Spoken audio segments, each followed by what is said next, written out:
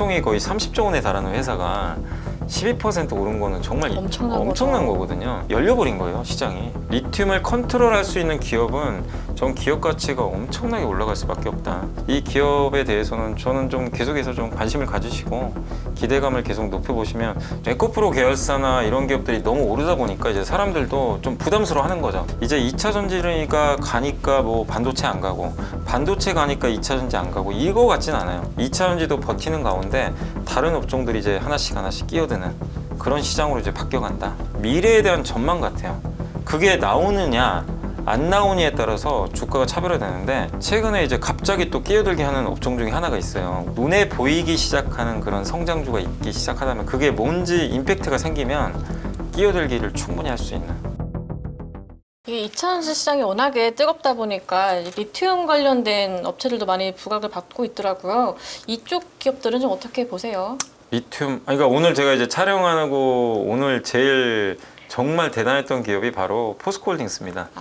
그 무거운 기업이 오늘 장중에 12% 오르더라고요. 저는 그렇게 무거운 기업 진짜 그렇게 오른 거 처음 본 것 같아요. 아니, 그동안. 제가 작년에 이제 포스코홀딩스에 한번 거기 이제 세미나가 있어가지고 한번 간 적이 있는데, 그래서 제가 이제 이 포스코홀딩스 한번 설문조사를 한 게 있어요. 개인 투자분들이 어떻게 생각하냐. 그래서 물어봤더니 대부분의 의견이 뭔지 아세요? 무겁다.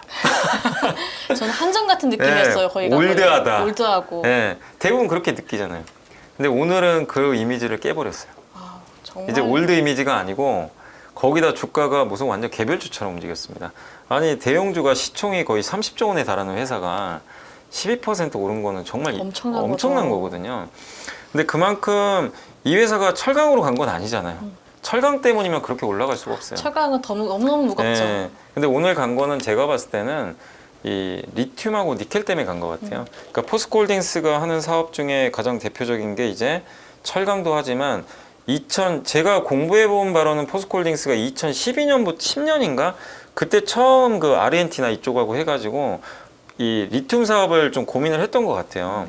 근데 그때는 리튬이 2차 전지 시장이 안 컸잖아요. 그리고 뭐 스마트폰에 들어가 봐야 리튬 그 용량 자체가 작기 때문에 그렇게까지 뭐 크게 이슈가 안 됐는데, 오래전부터 어쨌든 연구를 해왔고 그걸 놓지 않은 걸 저는 굉장히 좀 포스코가 잘했다. 그리고 이제 제가 알기로는 24년부터 아르헨티나에서 그 아르헨티나 여무라 그러죠. 거기서 수산화 리튬을 이제 뽑아내는 걸로 알고 있어요. 그래서 내년이 좀 기대가 되는데 거기서 좋은 성과가 좀 나왔으면 좋겠고, 어쨌든 이제 사람들이 IRA 법안 통과되고 나서 제일 많이 오른 기업 중에 하나가 LG엔솔입니다. CATL과 미국에서 경쟁을 안 해도 되거든요. 근데 그걸 또 자세히 한번 들여다봤더니 배터리 광물 같은 경우 중국이 엄청나게 꽉 잡고 있잖아요. 근데 사실상 중국 거 쓰지 말라는 법안이잖아요. 그쵸. 법안 자체가. 그러니까 근데 찾아봤더니 우리나라에서 그럼 배터리 광물 하는 회사가 있나? 찾아봤더니 포스코인 거예요. 리튬 사업 하고 있잖아요. 거기다 니켈도 하거든요. 저기 우리 포스코 광양제철소인가 아마 거기서 하는 걸로 제가 알고 있는데, 리튬도 그 니켈 있죠.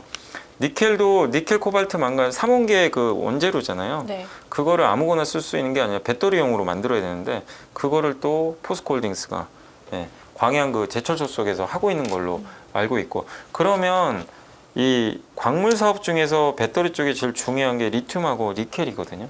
이 두 개를 포스코홀딩스가 다 하게 됩니다. 근데 이게 이제 미국에서 그런 법안이 나왔기 때문에 더더욱 포스코가 만드는 제품들이 더 많이 들어가겠죠. 그러니까 이게 열려버린 거예요, 시장이. 그러니까 옛날에는 다 중국에서 받았었는데, 그러니까 수혜가 예상되는 거죠. 예. 그래서 이제 그런 것들이 점진적으로 반영이 되면서 오늘 이렇게 좀 폭발적인 퍼포먼스가 나왔던 것 같고, 어쨌든 이제 리튬은 정말 중요하거든요. 리튬을 하얀 석유라고 그러잖아요, 이제는. 그쵸. 그래서 리튬을 컨트롤할 수 있는 기업은 전 기업 가치가 엄청나게 올라갈 수밖에 없다. 이렇게 좀 예상을 하고 있고, 그거를 지금 잘하고 준비를 잘하고 있는 우리나라의 대표 회사가 저는 포스코. 그 포스코홀딩스는 옛날부터 철강 금속을 잘 다룬 기업이잖아요. 노하우가 크잖아요. 그러니까 그걸 통해서 한 단계 더 도약할 수 있고, 그리고 사실은 포스코가 기본적으로 철강에서 돈도 잘 벌어요. 그 업황이 안 좋아도요, 웬만하면 적자 잘 안 냅니다. 그 안 좋을 때도 2조는 벌어요. 안 좋을 때 2조 벌고, 기자님도 기억하시겠지만 21년도에 철강 호황일 때 9조 벌었어요. 9조도 벌었고 철강만으로 그 정도 벌어요. 거기다 배당도 많이 주고. 근데 일단 기본적으로 그게 깔려 있어요. 깔려 있는데 이게 신사업이 붙어버리니까 퍼포먼스가 나는 것 같아요. 근데 아직 리튬 제대로 보여준 것도 아니잖아요. 그렇죠. 이제 시작인 예, 거죠. 이제 시작이잖아요. 그리고 내년에 나오니까. 그래서 그걸 본다면 좀 많이 단기간에 올랐으니까 조정은 나오더라도 리튬주들, 그러니까 너무 멀리서 찾지 마시고 한국에 이 대표회사 있잖아요. 포스코라는. 예, 대표적인 기업이 있으니까 이 기업에 대해서는 저는 좀 계속해서 좀 관심을 가지시고 기대감을 계속 높여보시면 좀 좋을 것 같고, 꼭 그리고 리튬 말고도 또 한두 가지 말씀드리면 어쨌든 니켈 쪽 저는 굉장히 니켈도 좀 필요하다고 보거든요. 그래서 우리나라에서 또 니켈 사업 하고 있는 기업들이 또 있으니까 가장 대표적인 기업이 LS거든요. LS가 황산 니켈 사업하는 걸로 알고 있어요. 이 황산 니켈이 역시 이 2차 전지 양극재에 또 들어가니까. 그래서 뭐 한번 우리나라 광물 기업들 중에서 좀 큰 회사 중에서요, 이렇게 좀 검증된 기업들 중에서 한번 여러분들이 그 니켈이나 리튬 이런 사업을 하는 회사가 있는지 한번 찾아보시고, 또 우리나라에서 광물 하면 또 서운해할 기업이 하나 있죠. 고려아연. 아, 고려아연. 고려아연은 요새 또 경영권 이슈 때문에 조금 그쵸, 시끄러웠죠. 시끄럽죠. 네, 그렇지만 광물은 또 정말 잘하는 회사잖아요. 곳이니까. 그러니까 이런 기업들이 또 배터리, 제가 알기로는 이 고려아연도 동박하는 걸로 알고 있거든요. 배터리 쪽 전구체 하고 있으니까. 그래서 포스코, LS, 고려아연은 정말 이제는 옛날에 그 고리타분한 기업으로 보지 마시고 성장 엔진을 좀 달았기 때문에 좀 계속 관심을 가지시면 좀 좋지 않을까 생각합니다.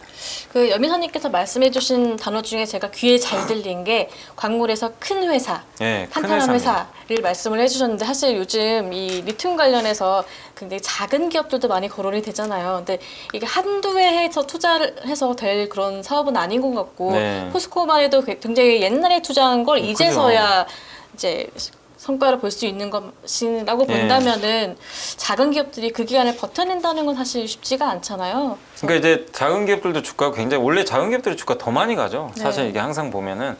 근데 이제 여러분들이 투자하실 때 꼭 생각하실 게, 배터리, 지금 이 배터리가 어디 들어가죠? 그 자동차에 들어가요. 그래서 이 배터리 고객사나 자동차 회사들이요, 품질 테스트를 해요. 그래서 그게 실제로 들어가는데도 이게 만들어진 다음에도 보통 1, 2년 또 테스트 기간이 있습니다. 거기를 또 통과를 해야 돼요. 근데 이런 큰 회사들은 기존 사업에서 돈을 잘 벌어요. 그래서 이게 지금 좀 시간이 오래 걸려도 버틸 체력이 있는데, 여기에만 올인한 기업들 같은 경우는 만약에 본업에서 돈을 못 벌면 계속 적자 상태로 또 가야 돼요. 그렇죠. 투자도 많이 해야 되고. 그러니까 그런 것들은 조금 여러분들이 좀 한번 잘 분석을 하셔서 대응할 필요가 있다. 그래서 저는 좀 초보 투자자분들 같은 경우는 어쨌든 한국의 대표적인 광물 회사, 큰 기업 위주로 좀 투자하시면 어떨까, 이렇게 말씀드리겠습니다. 그렇다 보니까 이제 요즘은 또 2차전지 시장이 워낙 뜨겁기도 하고, 상대적으로 반도체 시장은 또 워낙에 기업들 실적이 안 나오다 보니까 네. 이제 반도체 시장이 가고 2차전지 시장이 왔다, 뭐 이런 시각들도 좀 있더라고요. 이 부분도 해석을 좀 부탁드릴게요. 아니 근데 지금은 제가 이제 이 방송 찍는 이번 주 들어와서는 바뀐 게 뭐냐면 2차 전지보다 반도체가 더 강했어요. 사실 한 주 동안은. 한 주 동안. 네, 한 주 동안은. 왜냐하면 반도체가 그동안 되게 안 좋았는데, 언제부터 바뀌기 시작했냐면 이제 뭐 에코프로 계열사나 이런 기업들이 너무 오르다 보니까 이제 사람들도 좀 부담스러워 하는 거죠. 너무 많이 오르다 보니까 좀 대안주 없나? 이렇게 좀 찾았던 것 같아요. 근데 그 타이밍에 삼성전자가 300조 투자 얘기를 꺼낸 거예요. 근데 거기 이제 그 타이밍이 좀 맞았던 거죠. 그러다 보니까 수급이 좀 분산됐어요. 근데 그때만 해도 반도체 소부장은 아무도 안 보고 있었어요. 철저하게 소외받고 있었죠. 예. 왜냐하면 뭐 올해 설비 투자도 안 한다, 그렇죠. 뭐 감산한다, 업황 안 좋으니 실적은 부러진다, 이러니 누가 투자하고 싶겠어요, 사실은. 근데 그 상황에서 이 삼성이 300조 투자기가 나오니까, 이 보통 소재나 장비나 부품 회사들은 어딘가가 대규모 투자하면 이게 위가 열리잖아요. 그걸 보고 투자들을 많이 하시는데, 이게 임팩트가 있었던 게 아무도 생각을 안 했어요. 삼성이 용인에 300조 지을 거라고는 저도 생각을 안 했거든요. 그러니까 저는 사실 작년부터 저도 생각을 했던 거, 분명히 앞으로 한국이나 미국에 투자는 많이 할 것 같다, 그 생각을 하고는 있었어요. 왜냐하면 작년에 미중 갈등 보셨잖아요. 거기서 중국의 공장이 우리나라 있잖아요. 삼성과 하이닉스가. 이 공장이 약간 계륵이 돼버렸어요. 미국이 규제를 하니까. 이거를 버릴 수는 없어요. 근데 여기서 첨단 공정을 만들자니 미국이 반도체 장비 공급 안 하면 방법이 그쵸, 없어요. 방법이 없죠. 그러니까 미국의 입장은 그거예요. 무언의 압력이죠. 이 공장 서서히 비중 줄여라. 이건데 삼성 하이닉스는 그렇게 못합니다, 당장은. 그러니까 딜레마인 거예요. 근데 시간을 두고 그럼 저는 그렇게 생각했죠. 삼성과 제가 하이닉스 CEO면 미국의 정책을 보니까 점진적으로 중국 비중 줄여라 이 얘기거든요. 그러면 이거를 대안을 만들어 놔야 돼요. 그러면 어딘가에 공장을 만들어야 되거든요. 그래서 저는 이제 생각했던 게 미국 쪽도 있고 한국도 있는데 그때만 해도 미국이 좀 보조금 준다 또 얘기 있으니까 미국이 좀 더 유력하지 않을까 이랬는데 갑자기 미국에서 갑자기 보조금 규정을 보니까 황당한 거예요. 뭐 무슨 재무제표 공개해라, 수율 공개해라. 그쵸. 이게 말이 안 되는 얘기죠. 그래서 제가 봤을 땐 삼성 이재용 회장이 이럴 바엔 차라리 한국이 짓자. 예. 또 한국에 또 민주당하고 합의가 돼가지고 또 그 K-칩스법도 이번에 통과가 됐지만 어쨌든 우리나라 또 고용도 올려주고 또 국민들 입장에서도 좋잖아요. 우리나라에 그렇죠. 이거 당연히 공장 지어주면 미국이 짓는 것보다는 한국 사람 입장에서는 저는 그러니까 이재용 회장이 여러 가지 생각을 했던 것 같아요. 그 고민 끝에 한국으로 투자하는 게 제일 낫다고 판단을 하신 것 같고 그 결정이 나왔는데 이걸 이 정도 300조 얘기는 이제 생각을 못했던 거죠. 그렇죠. 사실 삼성이 뭐 그동안 시스템 반도체 투자, 뭐 어디 반도체 투자 네. 이런 규모 중에서도 가장 압도적으로 큰 거죠. 규모인 거니까요. 그러다 보니까 이제 기대 안 했던 뉴스가 나오니까 임팩트가 생겼고 또 한 가지가 주가가 워낙 눌러 있었어요. 부담도 없고. 그래서 이제 그 후로 주가가 2차 전지 못지않게 달려갔던 것 같아요. 그래서 지금은 이제 2차 전지가 가니까 뭐 반도체 안 가고 반도체 가니까 2차 전지 안 가고 이거 같진 않아요. 서로 뭐 약간의 시속 게임은 있겠지만 어쨌든 그동안은 2차 전지가 압도를 했다면 이제는 여기에 반도체도 끼어들기 시작을 했다. 그래서 이제는 2차 전지 일변도의 시장은 저는 이제는 끝났다. 그러니까 2차 전지만 가는 시장은 아닌 것 같아요. 이제 얼마 전까진 그랬잖아요. 근데 이제 이 시장보다는 2차 전지도 버티는 가운데 다른 업종들이 이제 하나씩 끼어드는 그런 시장으로 이제 바뀌어간다. 라고 좀 생각하고 있습니다. 사실 오늘은 2차 전지에 대한 이야기이긴 하지만은 반도체도 워낙에 중요한 산업이기도 하니까요. 끼어들기 시점은 그 시그널을 뭘로 봐야 될까요? 요즘 워낙 실적들이 안 좋다고 하고 투자하기도 워낙에 안 좋으니까요. 이거죠. 그러니까 이거예요. 지금 시장이 원하는 건요. 지금 실적보다 뭘 보냐면 2차 전지 실적 보고 지금 사시는 분들 별로 없잖아요. 그렇죠. 미래에 대한 기대죠. 미래죠. 2년 후에 실적 보고 사는 거거든요. 굉장히 좋으니까 사실 실적 보면 작년 4분기부터 컨센서스가 꺾였어요. 그렇게 따지면 2차 전지도 실적만으로는 가기가 어려워요. 근데 이제 성장성 보는 건데 지금도 똑같습니다. 반도체가 실적 보고 지금 누가 투자하나요? 아니잖아요. 앞으로 이렇게 투자하고 또 우리나라 기업들, 소부장 기업들 성장할 것 같고 삼성전자도 마찬가지죠. 내년엔 돈 벌 것 같다. 이거잖아요. 그러니까 요새 삼성전자도 올라가거든요. 그래서 결국엔 미래에 대한 전망 같아요. 그게 나오느냐 안 나오느냐에 따라서 주가가 차별화되는데 그래서 지금 보면 이 반도체 말고도 최근에 이제 갑자기 또 끼어들게 하는 업종 중에 하나가 있어요. 우주항공. 아, 우주항공. 그게 왜 그러냐면은 스타링크가 2분기에 우리나라에 출시가 됩니다. 인공위성 어마어마하게 싸대잖아요. 스페이스X가. 네. 근데 거기에 스타링크 쪽에는 우리나라 기업들이 크게 끼어들 건 없어요. 왜냐하면 스타링크는 그 스페이스X가 자기가 다 하거든요. 뭐 안테나부터 인공위성 다 하니까. 그렇지만 이게 성공을 지금 하고 있잖아요. 근데 거기에 경쟁자가 누구죠? 원앱 있잖아요. 영국의 원앱에는 우리나라 기업들이 안테나 이런 거 몇 개 제공을 하고 하나 시스템이 원앱 지분 갖고 있어요. 또 8점 몇 프로 갖고 있는 걸로 알고 있어요. 그러면 원앱도 이제 아마 올해 2분기인가 3분기부터 본격적으로 서비스 하는 걸로 알고 있어요. 그러면 스타링크부터 시작을 해서 원앱까지 이게 하게 되고 또 윤석열 대통령이 우주항공에 대해서도 굉장히 정책적으로 지원하겠다. 2030년에 세계 10대 강국 만들어버리겠다. 또 나사 같은 우주항공청 만든다. 정책 지원까지 갑니다. 그럼 사람들이 봤을 때 지금 사실 우주항공주들이 실적이 뭐 엄청 좋고 그런 건 아니잖아요. 미래를 보니까 이것도 열리기 시작하는 거예요. 근데 옛날에는 막연했는데 이젠 진짜로 이 위성통신 가지고 돈 벌 수 있을 것 같다. 이게 눈에 보이기 시작해요. 가까운 데 보이면 주가 움직입니다. 챗 GPT도 그런 거잖아요. 아, 그쵸. 인공지능이 옛날에 멀어 보였는데 이제 내가 쓰고 나니까 이게 진짜 보이는 거예요. 그래서 이제 AI도 갔던 거고. 그래서 지금은 이제 약간 그런 것 같아요.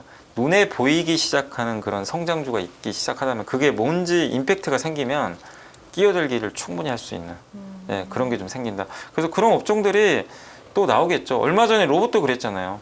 로봇도 그랬죠. 레인보우 로보틱에서 삼성이 인수한다 뭐 얘기도 돌 정도니까 그렇게 되다 보니까 한번 화끈하게 움직인 것처럼 그래서 여러분들이 이제 앞으로 뭐가 끼어들지는 또 두고 봐야 되겠지만 그런 산업이 뭐가 있을지도 고민해 보시고 그래서 아직 안 올라간 것 중에 제가 좀 생각하고 있는 건 자동차 쪽인 것 같아요. 자율주행 쪽.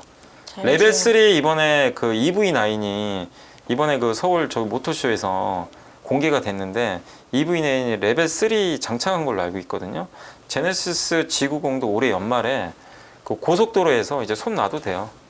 이제 차가 알아서 움직이는 거죠. 그 레벨 3 장착한 차량을 내는 걸로 알고 있어요. 그러면 옛날에는 자율주행 해도 그냥 이거 되는 거 맞아? 우리 눈에 안 보이잖아요. 그쵸. 그냥 막연했잖아요. 근데 이제 진짜 차들이 나와요. 그럼 이제 거기에 밸류를 업시키겠죠. 그러니까 조금 시간은 남았는데 언젠간 저는 또 다가올 미래라고 보거든요. 운전이 내가 하는 것들이 좀 되게 편리해졌다. 예. 인식하는 순간 이미 주가는 이만큼 올라가 있을 것 같아요. 그래서 그런 것들이 안 갈 때 미리미리 준비를 하셔야 수익을 내는 것 같아요. 그래서 주식 투자는 이미 끼어들고 나서 하시면 안 되고 끼어들 거 미리 예측하셔야 돼요. 근데 그건 공부를 하셔야죠.